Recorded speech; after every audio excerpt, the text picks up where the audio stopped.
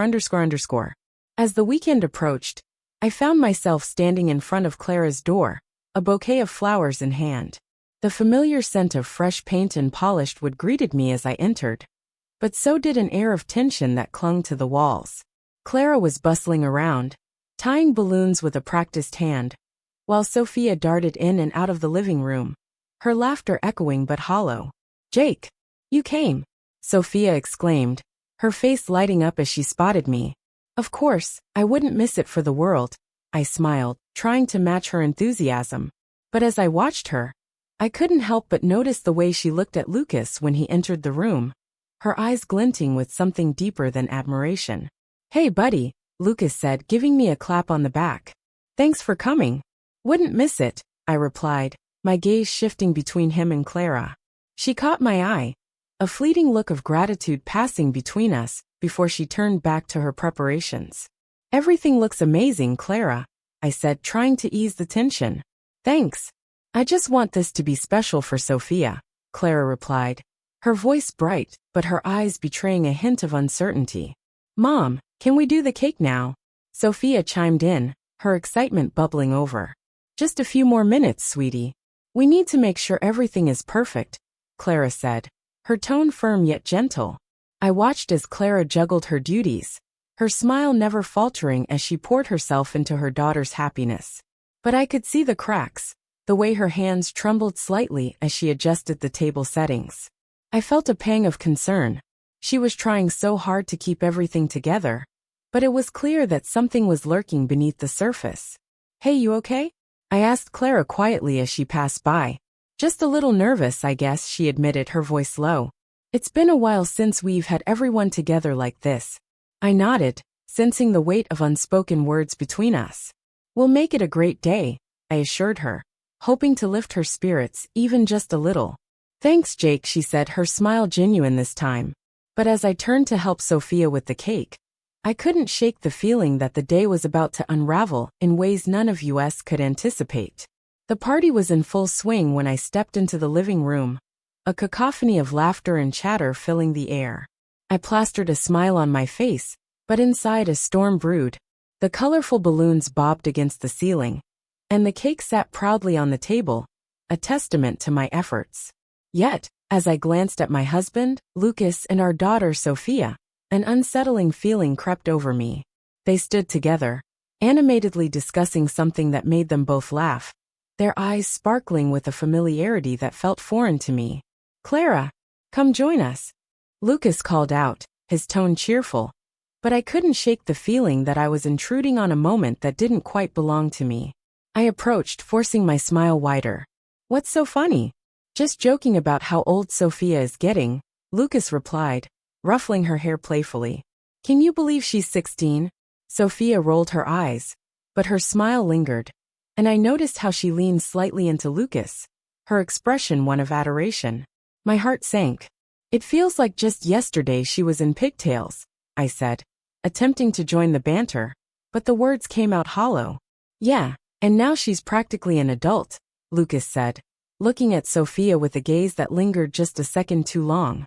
I swallowed hard, forcing myself to focus on the other guests milling about, laughter echoing against the walls.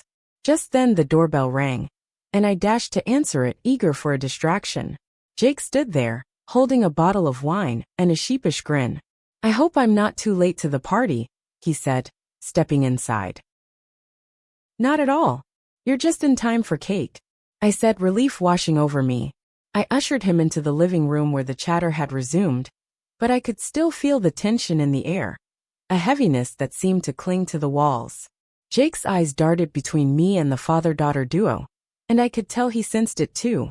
"Hey, Sophia," Jake called out, trying to inject some levity. "I brought your favorite wine. Oh wait, can you even drink that yet?" He winked, and she laughed, the sound brightening the atmosphere for a moment. "Just a sip won't hurt," she teased back, and I noticed how her eyes sparkled with mischief. For a moment, I felt a flicker of hope that the night would turn around, but it quickly faded as I caught Lucas watching Sophia, his smile warm and indulgent. As the party rolled on, I watched Jake attempt to break the ice with a few jokes, but the underlying tension remained. I could see him observing Lucas and Sophia closely, recognizing the subtle glances exchanged between them, a silent conversation that I felt frozen outside of. I needed to shake off this unease. "Jake, can you help me in the kitchen?" I blurted out, eager for a moment away from the couple's charged energy. He nodded and followed me, leaving the laughter behind. Once in the kitchen, I leaned against the counter, taking a deep breath. "Can you feel it?" I asked, my voice barely above a whisper. "The tension?" "Yeah, I noticed it," he admitted, pouring us both a glass of wine. "You okay?" I ran a hand through my hair, feeling the weight of the world on my shoulders. I don't know. It feels like there's something brewing between them. I can't shake the feeling."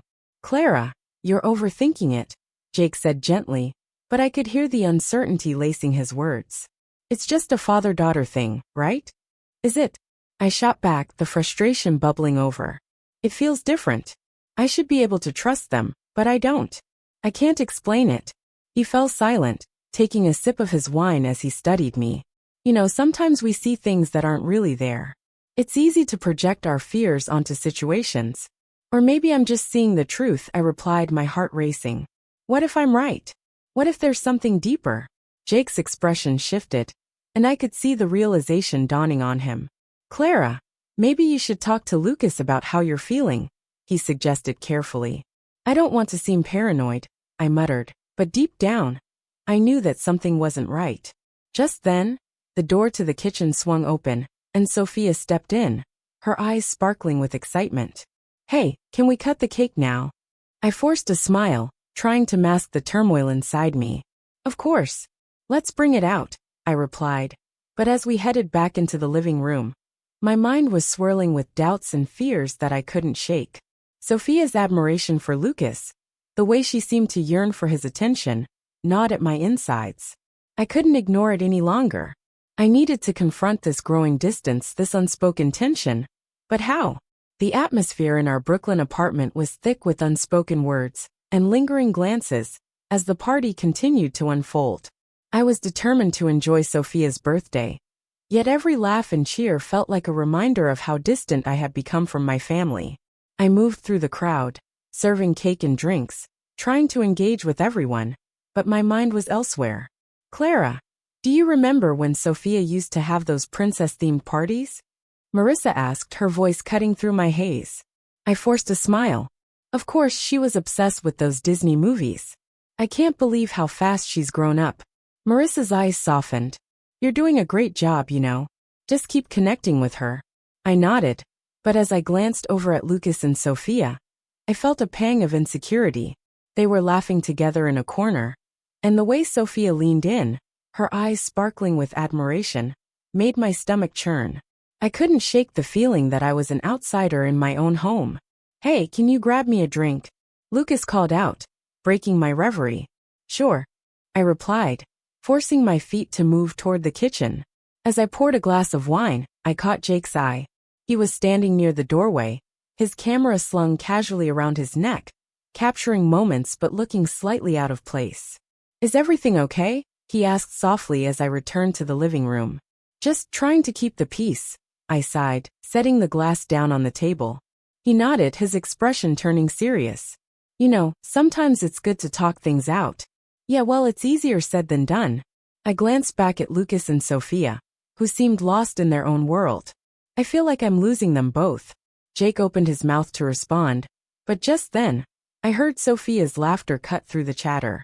It was bright and carefree, but it sent a shiver down my spine. I turned away, focusing on the decorations instead, trying to keep my anxiety at bay. As the night wore on, the energy shifted. The laughter began to die down, replaced by the subtle undertones of deeper conversations. I found myself lingering near the snack table, where I could overhear bits and pieces of what Lucas and Sophia were saying. Dad, do you ever feel like we, I don't know, have this connection that's different? Sophia's voice was almost a whisper, but the question hung in the air like a heavy fog. My heart raced. I leaned closer, trying to catch every word. I know what you mean, Lucas replied, his tone thoughtful. Sometimes it feels like we understand each other in ways that others don't. A lump formed in my throat. I wanted to intervene, to remind them that I was still here, but I felt paralyzed. Do you think it's wrong? Sophia asked, her voice tinged with uncertainty. Wrong. No, I don't think it is. It's just complicated. Lucas's response sent my mind spiraling. What was happening between them? I could feel the walls closing in around me. The room felt smaller, and the laughter of my friends faded into a dull hum. I turned away, desperately trying to suppress the wave of fear rising within me. My chest tightened as I returned to the group, forcing a smile as I engaged in meaningless chatter. Clara, come join us. Marissa called, waving me over. I plastered on a smile and stepped into the circle, but my mind was elsewhere. I couldn't help but glance back at Lucas and Sophia. They were sitting on the couch now, and the way their bodies angled toward each other made my heart sink deeper. Eventually, the party wound down. Guests began to filter out, their laughter echoing in the hallways as I helped clean up. The weight of the night pressed heavily on my shoulders. I needed to confront the reality of what I had overheard, but I wasn't ready. As I picked up the last of the cups, I noticed my phone buzzing on the table. A series of messages illuminated the screen, texts between Lucas and Sophia. My heart dropped as I read through them, each word cutting deeper than the last. Can't stop thinking about our talk. I feel so connected to you. Is it wrong to want to explore this? The world around me blurred as a suffocating panic set in. I felt the room spin, my heart racing uncontrollably.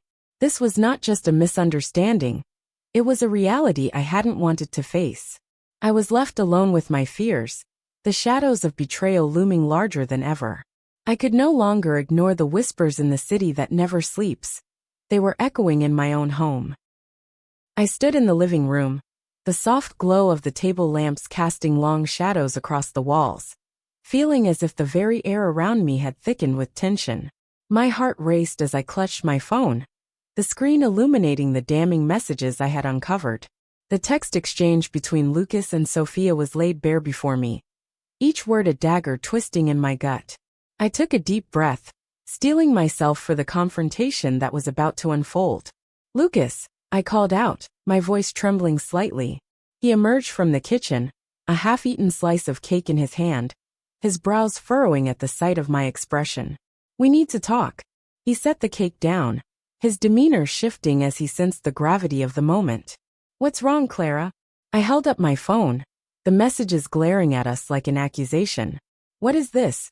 I demanded, my voice barely above a whisper. but the intensity of my gaze felt like fire. What's going on between you and Sophia? His face paled, and for a brief second, I saw the flicker of panic in his eyes. It's not what you think, he started, but I cut him off. Not what I think. It looks pretty clear to me. You two are talking about feelings. Feelings, Lucas. This isn't just harmless banter. My voice rose, echoing off the walls as I struggled to contain the whirlwind of emotions crashing over me. He ran his hands through his hair, a gesture I recognized as his attempt to buy time. Clara, please. It was unintentional. I never meant for it to go this far. Unintentional? I scoffed, my disbelief palpable. You think that makes it any better? It's not just a few texts. It's the way she looks at you, the way you two interact. It's like I'm invisible in my own home. Lucas stepped closer, his voice lowering, almost pleading. I swear nothing has happened. I love you, Clara. You have to believe me. Love? What does love mean if you're flirting with our daughter?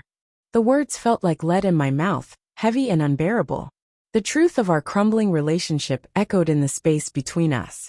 Before he could respond, Sophia appeared in the doorway, her face drained of color. What's going on? She asked, her voice shaky. I could see the confusion and fear in her eyes, and it broke my heart. Sophia, you need to hear this too, I said, my voice softer now, but still laced with urgency. I found these messages between you and your father. She stepped forward, her expression shifting from confusion to realization, and then to sheer panic. Dad, what did you say to her? Her voice cracked, and I could feel the tension in the room rise even higher. Sophia, it's not what you think, Lucas said again, desperation creeping into his tone. But Sophia shook her head, tears brimming in her eyes. I don't understand. I thought we were just being close. I never meant to make you feel this way, Mom. You need to tell me what you're feeling, Sophia, I urged, my heart aching for her. What's going on in your head? She hesitated, the weight of her emotions pressing down on her. I don't know, okay? I just feel something different with Dad. It's confusing. I thought it was normal to want to be close to him. But now I don't know what's right anymore. Before I could respond, Jake stepped into the room, sensing the charged atmosphere. What's happening? He asked, looking from me to Lucas and then to Sophia, his brow furrowed in concern. This is not your fight, Jake. I snapped, the frustration spilling over. But he stood firm, looking at Sophia with an intensity that made me uneasy. I think I can help, he said, his voice steady. Sophia, it's okay to feel confused. It's a lot to deal with. But you need to be honest with yourself and your parents. I turned to him, my anger boiling over. And what about you, Jake? What role do you play in all of this? You're not innocent here either. He recoiled slightly, caught off guard by my outburst. I'm just trying to help, Clara. Just then my phone rang, cutting through the tension like a knife. I glanced at the screen, and my heart dropped. It was an old family friend, someone I hadn't spoken to in years. I hesitated, but something compelled me to answer. Clara. The voice on the other end was familiar yet distant. I have something important to tell you about Lucas. You need to hear this. My breath caught in my throat. The room went silent as Lucas, Sophia, and Jake turned to me, their expressions a mix of concern and confusion. I felt the weight of the world on my shoulders, the air crackling with uncertainty. My heart raced as I braced myself for the revelation that could alter everything.